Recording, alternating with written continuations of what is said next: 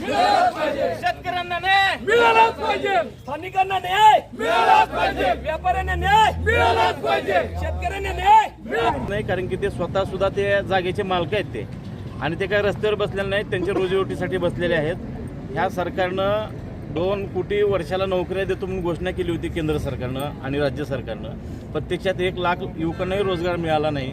एकीकडे रोजगार मिळत नाही, कामधंदा हाताला काम मिळत नाही, उद्योगधंदे नाहीत, आणि जे स्वतःच्या जीवावर कसं तरी रोजीरोटी करतायत त्यांच्या जीवावर ते सरकार उठलेलं आहे. त्याचा आम्ही या ठिकाणी निषेध नोंदवतो. तुम्ही आंदोलन करताय, मात्र पक्षाकडून किंवा सरकारच्या वतीने किंवा याच्याकडून असं सांगितलं जातं सुप्रीम कोर्टाच्या जजमेंट किंवा गाईडलाईन्स आहेत की 50 मीटर म्हणजे आत किंवा बाहेर परिसरात टोलनाके असेल तर तिथं दुकानं थाटता येत नाही, त्याचा आधार घेतला जातोय किंवा त्यानुसार ते नियमातच आहे असं सांगितलं जातं. अतिशय चुकीचं सांगितलं जातंय. ते प्रत्यक्ष जर फिक्स कंट्रॅक्शन करायचं असेल, बिल्डिंग लाईनपासून 70 मीटर ही लाईन ज्याला कंट्रॅक्शन म्हणजे विटकाम करायचं आहे, स्लॅब टाकायचं आहे, त्यासाठी ते नियम लागू आहेत. ज्यांना तात्पुरतं शेड उभा करून धंदा करायचा आहे ते त्या स्वतःच्या जागेत हायवे लगत धंदा करू शकतात. हा नियमच आहे, आणि आम्ही जे सांगतो ते तुम्ही पत्रकार म्हणून शहानिशाही करू शकता.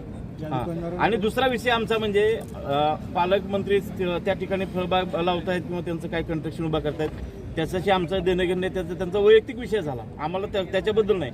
पण त्याच्यासाठी जर ही छोटे मोठे उद्योजक त्या ठिकाणी काढले जात असतील, त्यांचा रोजगार जात असेल, तर ते या ठिकाणी आम्ही काँग्रेस पक्षाच्या वतीनं आम्ही त्यांच्या सोबत आहेत आणि त्याचा आम्ही जाहीर निषेध करतो. काय नेमकी भूमिका आहे, काय आज परवाच पालकमंत्री या ठिकाणी मोठ्याने बोला. पालकमंत्री परवा प्रतापजी सरनाईक साहेब या ठिकाणी येऊन गेले. त्यांनी इथं जागा घेतलेली आहे, म्हणे 24 ते 25 एकर जागा आहे. नक्कीच या ठिकाणी एक ते शेतकरी म्हणून ज्यावेळेस इथं आले की मी इथल्या गावचा नागरिक झालोय, रहिवासी झालोय म्हटले, आणि ह्याच नागरिकांवर इथं अन्याय व्हायला लागला. मला वाटतंय की आत्ताच हा नियम कसं काय आला. आज संबंध महाराष्ट्रामध्ये ते मंत्री आहेत, संबंध महाराष्ट्रातल्याच टोल नाक्यावरची सगळी परिस्थिती अशीच आहे ना. आज छोटे मोठे व्यापारी आहेत तिथं, दररोज 1000-2000 रुपये कमवतात. ते मालक सुद्धा इथलं 500 महिन्याकाठी 10-15 हजार रुपये कमवत असतील.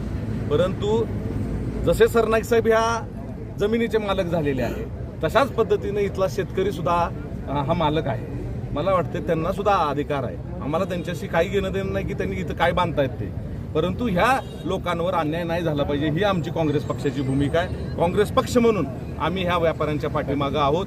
नक्कीच या ठिकाणी जेवढं काही मोठं आंदोलन करायचं आहे तीव्र पद्धतीचं यानंतर आम्ही करू. दुकानदारांना काही नोटिसा वगैरे आल्यात का, काय अजूनपर्यंत नोटिसा आल्या नाहीत. RTOची काही लोक येऊन मोजणी करून गेलेली आहेत. त्यांना काय अधिकार आहे की हा इथल्या लोकांच्या मोजमाप करायचे, म्हणून आम्ही त्यांच्या ह्या वागण्याचा आम्ही निषेध करतोय. आणि मला वाटतंय की हा त्यांचं काम नाही, RTOचं काम. आणि मगाशी म्हटल्याप्रमाणे त्यांना जर बांधायचं असेल तर जर बेसलाईन 70 मीटरची आहे, त्यामुळं असं काही नाही की बाबा. आणि हे छोटे मोठे व्यापारी आहेत, त्यांना जगू द्या ना तुम्ही. मला वाटतं तुम्ही तिथं काय बांधताय आम्हाला मगाशीच म्हटलं की घेणं देणं नाही आहे, परंतु या ठिकाणी ह्या व्यापाऱ्यांसोबत आपण राहावं. एक रोजगार निर्माण म्हणजे काही हजार, ह्या 100 दुकानं आहेत साधारणतः, ह्याच्यावर जवळजवळ 1000 लोक काम करतात. मुलं आहेत, तिथले काही आतले मालक आहेत, नोकरदार आहेत, महिला आहेत.